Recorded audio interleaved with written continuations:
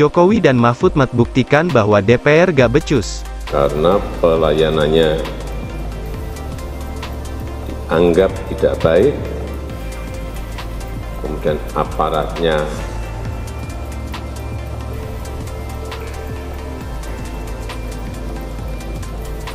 perilakunya jumawa dan pamer kuasa, kemudian pamer kekayaan,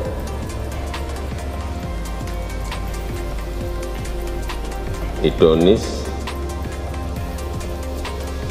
Oleh sebab itu saya minta kepada seluruh menteri dan kepala lembaga untuk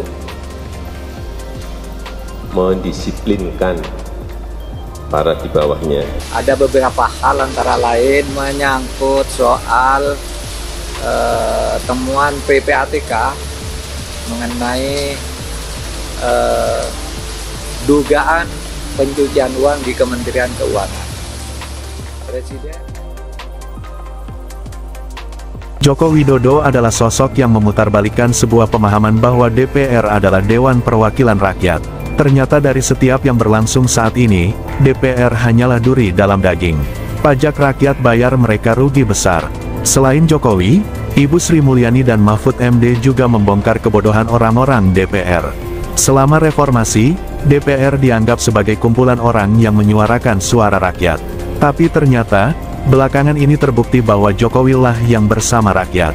Jadi begini, kasus dugaan tindak pidana pencucian uang yang terjadi di jajaran Kemenkeu yang dibuka oleh Menko Polhukam, adalah sebuah hal yang jadi bola panas.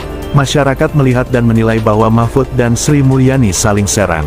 Padahal yang terjadi justru sebaliknya. Dari ucapan Mahfud MD soal transaksi 300-an triliun di Kemenkeu, justru disambut baik oleh Sri Mulyani. Sri Mulyani mulai bersih-bersih kementerian. Rafael dibuang, dijadikan tersangka gratifikasi dan lain-lain. Selama ini PPATK juga sudah melaporkan ke pihak terkait soal putaran-putaran uang yang terjadi di Kemenkeu. Tapi tidak digubris oleh DPR RI. Malah UU perampasan aset koruptor pun ditunda-tunda sampai saat ini tidak ada kepastian. Ada orang DPR yang marah-marah dan mencak-mencak sama Mahfud MD. Mahfud MD disebut sebagai orang yang tidak punya kewenangan memberikan informasi soal ratusan triliun di Kemenkeu. Anggota DPR itu kayaknya lupa bahwa Mahfud MD diberikan mandat dari Jokowi. Mandat dari Presiden Jokowi untuk menyelesaikan hal-hal yang terkait sama tindak pidana korupsi. Mahfud MD adalah orang yang paham hukum, berhadapan dengan anak bocah di DPR RI, terlalu mudah. Beberapa kader partai pun disikat dan dibungkam langsung oleh Mahfud MD. Sri Mulyani juga sempat dipanggil ke DPR untuk mengklarifikasi hal ini. Sama hal yang terjadi, Sri Mulyani pun memberikan kuliah dan anggota DPR yang otaknya mentok di SD, gak paham-paham. Akhirnya memang harus ada yang keras menyerang dan menantang balik. Bapak Mahfud MD pun langsung menceramahi dengan keras orang-orang di DPR. Belum selesai bicara diinterupsi terus sama anggota dewan yang gak terhormat itu. Ya orang belum selesai, langsung diinterupsi, tentu kesal lah. Digertaklah mereka dan Mahfud MD curiga kalau yang sering interupsi itu adalah Markus alias makelar kasus. Akhirnya banyak anggota legislatif yang adalah kader-kader partai lainnya takut dan ancam mau lapor.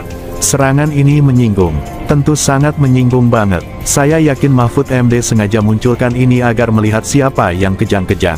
Ada tuh anggota DPR yang pakai plat mobil bodong.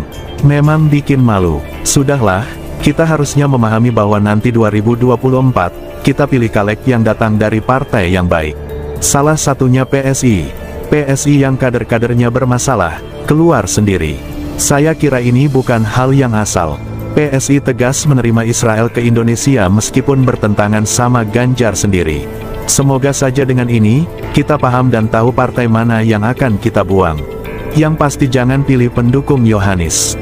Kadernya isi otaknya nggak ada yang bisa diberikan penghargaan.